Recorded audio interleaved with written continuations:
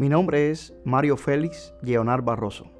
Yo soy de Cuba, allí nací, allí crecí y desde pequeño asistí a una iglesia bautista a donde me llevó mi familia y luego me hice pastor bautista y serví en Cuba durante muchos años, entre el año 2000 y el año 2016, primeramente como misionero y después fui ordenado como pastor bautista de la Convención Bautista de Cuba Occidental.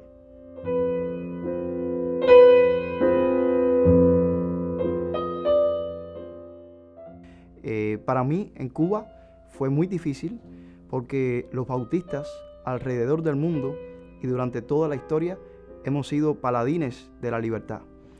Y en Cuba las libertades son pisoteadas, lamentablemente, por un sistema comunista. Por lo tanto, ser pastor bautista e intentar ejercerlo realmente en Cuba se convierte en algo muy difícil y yo lo intenté.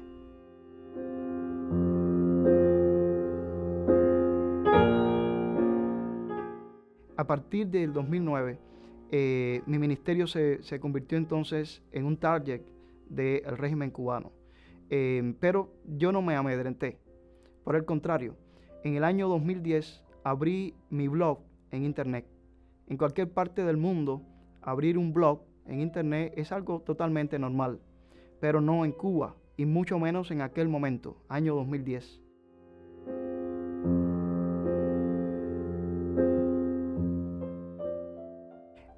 Cuando en un país se están violando las libertades religiosas, eso muestra que seguramente el resto de las libertades también han sido violadas.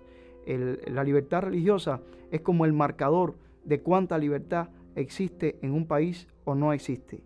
El hecho de que en Cuba se están violando todos los derechos humanos se demuestra en que las libertades religiosas han sido violadas durante las 6 décadas que el régimen comunista lleva en el poder en esa isla.